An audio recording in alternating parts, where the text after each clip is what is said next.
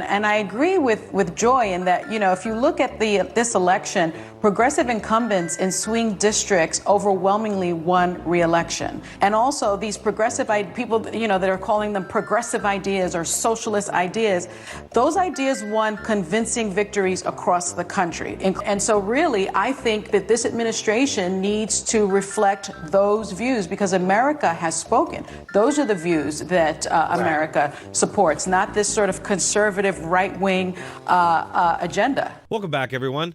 Today I have another embolism-inducing clip from that hell pit of harpies that I like to call the spew. But first, just give me 30 seconds for a quick capitalism break to tell you about this special offer from Noble Gold. If you're anything like me, you're wondering what's going on with these markets. Right now, they're all over the place and nobody knows what's happening. Will they grow or come crashing down? One thing's for sure.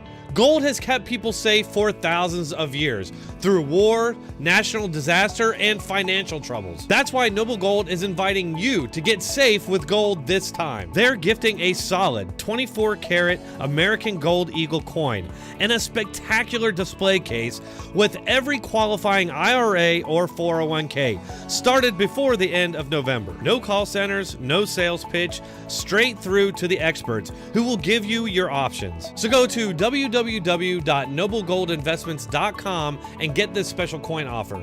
Or you can call 877-646-5347. Well, the progressives have very good ideas, and the American people agree with the progressive ideas. No. Progressives don't have good ideas. They have long-failed bad ideas that they're bringing back now because they think this time they'll do it without murdering millions of their own people. I really just think it boils down to two things: making the country dependent on government and bribing people for votes. Now throw in Democrat Party state media, Marxist universities indoctrinating generations, big tech censorship, and you have a recipe for one-party communist rule forever.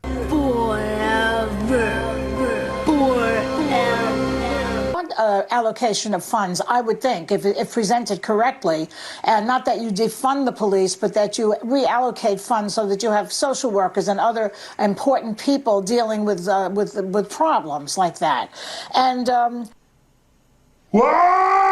first off, you gotta love this constant left-wing media spin about policies that are clearly not popular with the vast majority of the public. For example, defund the police. She spins the defund the police movement as just wanting to hire social workers to deal with the problems. Yeah, I'm really sure that social workers are gonna do a great job against insane people with weapons.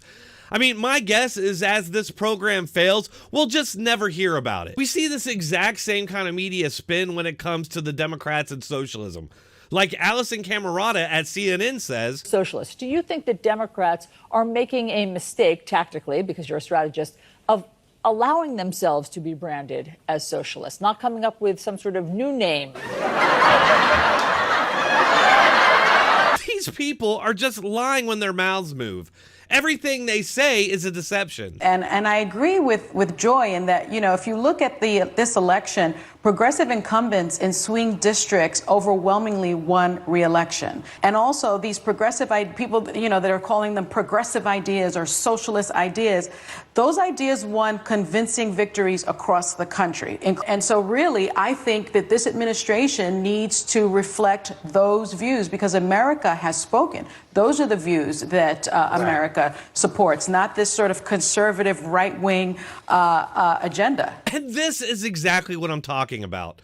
What Hostin doesn't mention is that the socialists lost a bunch of their propositions in progressive California. She doesn't mention the Democrats freaking out over losing so many congressional seats, many of them admitting that socialism and defunding the police cost them a lot of seats in this election. Andrea Mitchell, one of the many media personalities that have unfortunately praised Fidel Castro, was mad that socialism memes have hurt Democrats. Mark my words, that's going to be the narrative going forward. That anytime you hear anybody call Democrats a socialist, a Marxist, or a communist, that's just disinformation. It's already happening. Just notice how much criticism and scrutiny of Democrats is being labeled right-wing conspiracy theories or disinformation.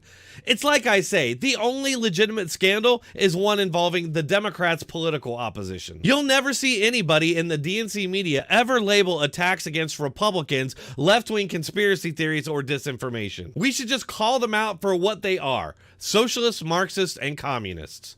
That's all for this episode. If you enjoyed it, please hit that like button, share, and subscribe. If you'd like to support this channel, you can do so using one of the links in the description or pinned comment.